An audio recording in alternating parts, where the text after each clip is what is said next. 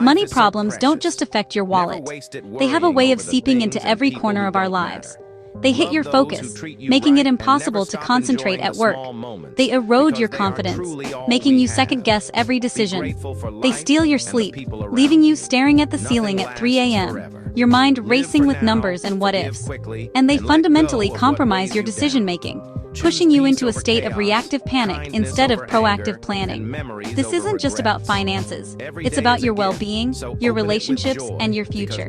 The stress can feel like a constant, low-grade hum of anxiety, a weight that you carry from the moment you wake up until you fall into a restless sleep. It can make you irritable with loved ones, withdrawn from friends, and unable to enjoy the simple pleasures of life, because the worry is always there, lurking in the background. But acknowledging this is the first step toward taking back control. And here's the truth. A professional doesn't avoid money problems. No one is immune. Life happens. A sudden job loss, an unexpected medical bill, a global crisis that shifts the economic landscape. The difference isn't in avoiding the storm, it's in how you navigate it. A professional faces them with structure. They trade chaos for a clear, repeatable system. They understand that emotion, especially panic, is the enemy of progress. Instead, they rely on a framework, a set of principles that guides them through the uncertainty, one logical step at a time. This is the mindset shift we are going to make together, right now.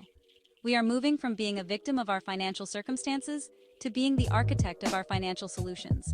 So if you're in a place where cash is tight and you're constantly checking your bank balance before buying groceries, this is for you. If your utility bills, rent, or mortgage payments are rising and squeezing your budget until it screams, this is for you. If the pressure of credit card debt or student loans feels like a physical weight on your chest, this is for you. Or if you're experiencing that baffling phenomenon where you get paid, you cover your main expenses, and then the rest of your money just vanishes into thin air before the next paycheck arrives, leaving you with nothing to show for it, then this is absolutely for you. You are not alone in this feeling, and more importantly, you are not stuck. These are not personal failings. They are simply problems waiting for a structured solution. In this guide, we will cover 10 proven ways to solve a money problem like a professional, not like you're panicking. This isn't about vague advice or wishful thinking. This is a tactical playbook. Each step is designed to build on the last, creating momentum and turning that overwhelming feeling of, I don't know where to start, into a clear, actionable plan. We're going to replace anxiety with action. We're going to replace confusion with clarity. Think of this as your financial first aid kit. By the end of our time together, you won't just have a solution for your current issue. You'll have a repeatable process you can deploy anytime financial challenges arise. First, and this is non-negotiable, breathe. Seriously, take a deep breath in and a long breath out. Panic is a terrible strategist. It floods your brain with cortisol, shutting down the logical, creative parts you need most right now. It tells you to either freeze, flee, or fight, none of which will help you analyze a bank statement. Structure, on the other hand, is your greatest ally. Structure is not. It's the calm, clear-headed commander that thrives under pressure. It provides a path when the world feels pathless. By choosing to follow a system, you are telling your brain that you are in control, even when your emotions are telling you otherwise. This simple act of choosing structure over stress is the first, most critical professional move. You're about to use a simple system you can repeat anytime money gets messy. This isn't a rigid, complicated financial overhaul that takes weeks to implement.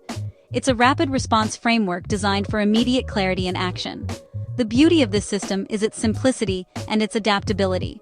It works if you have $5,000 in credit card debt, or if you're just trying to figure out why you're always $50 short before your next paycheck. It works if you're facing a sudden income drop, or if you're trying to plan for a large upcoming expense. The principles remain the same. To prove how manageable this is, we're going to start with a focused sprint. Set a 15-minute timer. That's it. Less time than a typical coffee break. In that tiny window, we will achieve more than most people do in weeks of worrying. We will define the problem with cold, hard numbers. We will review the essential data without judgment. We will prioritize our next steps based on impact. And most importantly, we will act. We will take one small, concrete step forward. This 15-minute container is powerful because it prevents procrastination. It's too short to feel overwhelming, but it's long enough to create meaningful progress. Remember this mantra: professional progress beats perfect timing. There will never be a perfect time to fix your finances.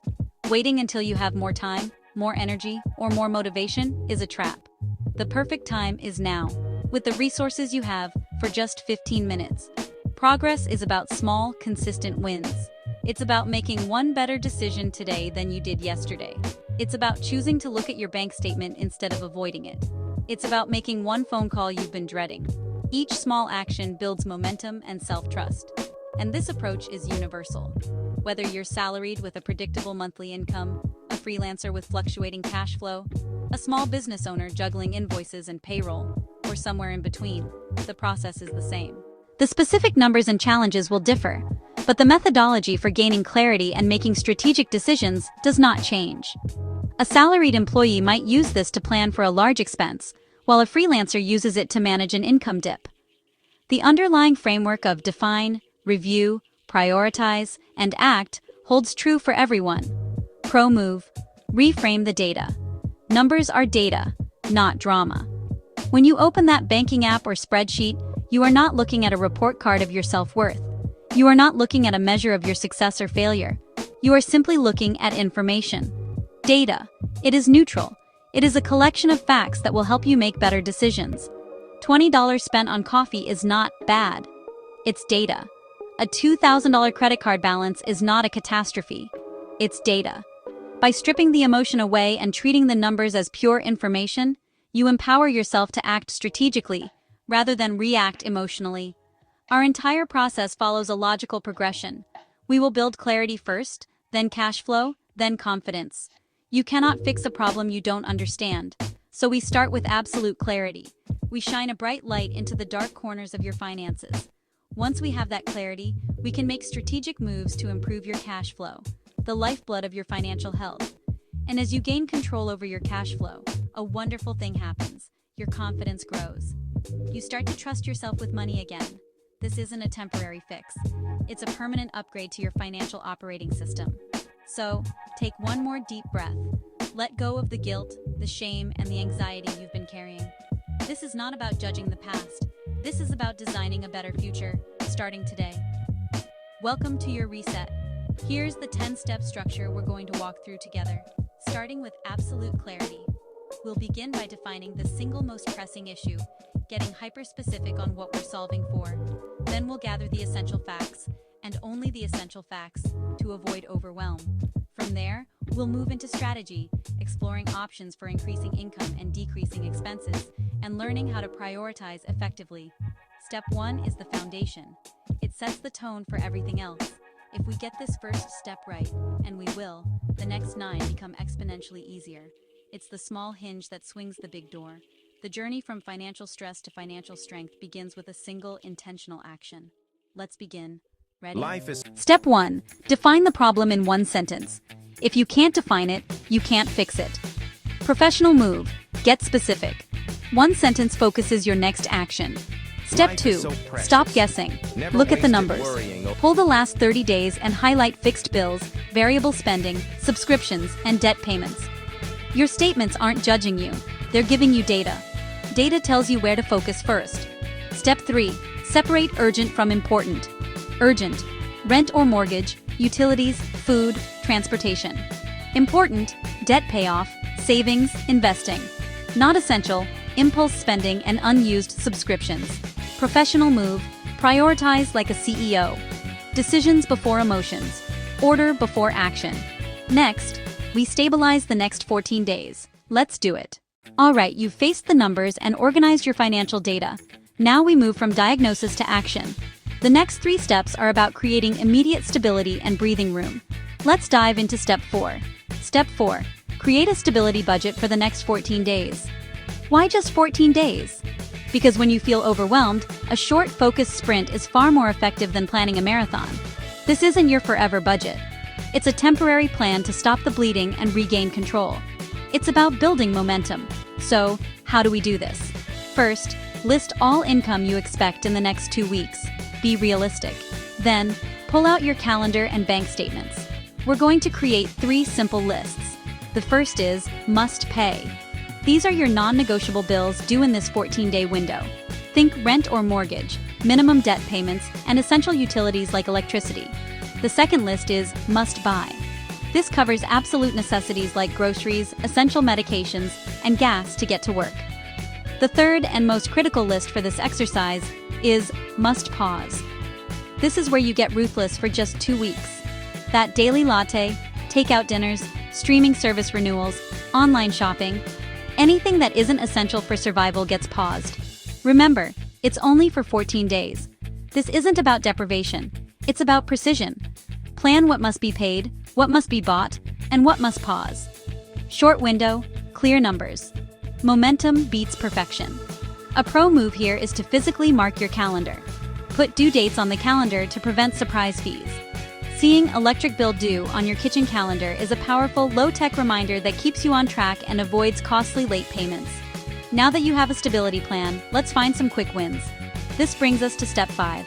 Step 5. Reduce spending without suffering. This is about making smart cuts, not painful sacrifices. We're looking for expenses that have low emotional impact, but offer high financial return. Trim painlessly. Cancel unused subscriptions and negotiate internet or cable. Go through your bank statement and highlight every recurring charge. That gym membership you haven't used in 3 months? Cancel it. The 3 streaming services when you only watch one? Pause the other 2. Then, call your internet or cable provider. A simple script works wonders. Try this. Hi, my bill has become too high for my budget. I need to lower it or I'll have to explore other options. What promotions or loyalty discounts are available to me? You'd be surprised how often this works. Next, tackle the grocery bill. The average household throws away hundreds of dollars in food each year. The solution? Plan meals before shopping to cut waste. Before you go to the store, shop your own pantry and fridge first. Build your meal plan around what you already have. This simple habit can easily save you $50 to $100 a month. For categories where you consistently overspend, like dining out or personal shopping, it's time for a pattern interrupt. Switch to cash envelopes for problem categories for 30 days. Decide on a reasonable amount for the month, withdraw that cash, and put it in a labeled envelope. When the cash is gone, it's gone. It's a powerful psychological tool that makes spending tangible again. Okay, recap. We've stabilized for the short term and trimmed the fat from our spending. Now, let's play offense. Step 6.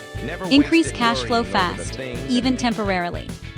Sometimes the fastest way to solve a money gap is to generate more income, not just cut more expenses. This doesn't mean you need to start a whole new career. We're looking for a quick, temporary boost. The lowest hanging fruit? Sell unused items. Walk through your home and look for things you haven't used in a year. Old electronics, designer clothes, sports equipment, books. List them on Facebook Marketplace, Poshmark, or eBay. Your clutter could be someone else's treasure, and pure cash for you. If you're employed, ask about picking up extra shifts or overtime. Even a few extra hours can make a significant difference. Or freelance a skill you already have. Are you great at writing, organizing, or graphic design? Offer your services on a platform like Upwork or Fiverr. Think about what people in your neighborhood need. Weekend gig, tutoring, cleaning, admin support. One good boost creates breathing room. Babysitting for a weekend could cover your gas for the month. A single freelance project could pay off a utility bill. The goal here is a quick injection of funds to relieve pressure. Cash in beats stress out. Remember, lowering bills is a skill. Practice it once, benefit for months. Generating extra income, even once, proves you have the power to change your situation. Life is so precious. You just stabilize, never waste it worrying over the things and people who don't matter. Love those who treat you right and never stop enjoying the small moments. This is the foundation because they are true. Life is so precious. Now we negotiate never with wait. confidence. Onward. Step 7. Negotiate instead of avoiding. Call and ask for lower interest rates, payment plans, hardship options, reduced fees, or deferred payments. Closed mouths don't get discounts. Get everything in writing. Save the confirmation. Credit card. Request an APR reduction. Utilities. Ask about budget billing to smooth spikes. Loans. Explore hardship or income-driven options. Fees. Request reversals, especially first time. Step 8. Build an emergency buffer, even if it's small. Start with $10 a week or $25 per paycheck. Turn on roundups to skim painless savings. A small buffer prevents panic decisions. You negotiated, you saved, you stabilized. Professionals repeat systems, not stress. Next, we lock in a simple system. Let's make it stick. We've covered a lot of ground. We've automated our savings, built a debt repayment plan, and started tracking our progress. Now, we arrive at the final 2 steps that will lock in these new habits and ensure they last for the long haul. These are the steps that transform a temporary fix into a permanent financial system. Let's dive into Step 9. Step 9. Use a system, not motivation. Here's a hard truth. Motivation is a feeling, and feelings are fleeting. You won't always like managing your money. You won't always be excited to check your accounts or say no to an impulse purchase. That's why relying on willpower is a recipe for burnout and failure. Professionals don't wait for motivation. They build systems that work even on their worst days. A system is your safety net. It's the structure that catches you when your energy is low and your discipline wavers. It's what makes financial progress automatic, not effortful. So, what does a system look like? It can be as simple or as detailed as you need. One of the most effective is the zero-based budget. With this method, you assign every single dollar to a job before the month begins. Your income minus your expenses, giving and saving equals 0. For example, if you have $4,000 in income, you'll plan exactly where it all goes. $1,500 to rent, $400 to groceries, $200 to your car loan, $150 to utilities, $300 to your emergency fund, and so on, until every dollar is accounted for. This proactive approach eliminates mindless spending and forces you to be intentional with your money.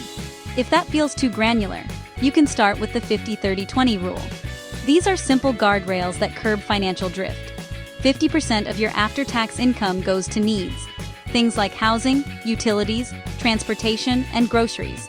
30% is for wants, dining out, hobbies, entertainment, and subscriptions you could live without. The final 20% is non-negotiable. It goes directly to savings and debt repayment. This framework provides clarity without the need to track every penny. It's a powerful way to ensure you're always making progress toward your financial goals. The most critical part of any system is the routine. I call this the weekly money check-in. Block out just 15 minutes on your calendar every single week. During this time, you'll categorize recent transactions, check your account balances against your budget, and review your spending for the upcoming week. This isn't about intensity, it's about rhythm. A short, consistent check-in prevents small issues from becoming major crises. Remember, consistency beats intensity, always. Now for our final step, the one that ties everything together. Step 10. Get accountability and support. Managing money can feel isolating, and isolation is where shame and bad habits thrive. You were never meant to do this alone. Building wealth is a team sport.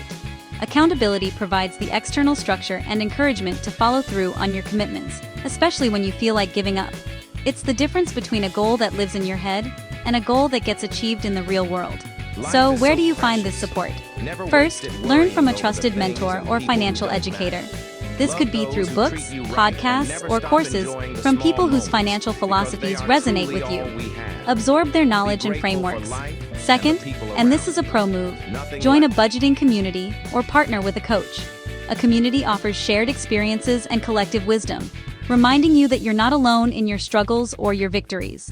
A coach provides personalized, expert guidance to help you navigate your unique situation and accelerate your progress. Let me be clear. Seeking help is a sign of strength, not weakness. It shows you are committed to a professional approach. You don't need shame, you need strategy. And sometimes the best strategy is to have someone in your corner. So, we've completed all 10 steps. You now have the complete professional playbook. But knowledge without action is just trivia. It's time to move from learning to doing. Here is your next step. Right now, grab a piece of paper or open a note on your phone and write down your top 3 money stress points.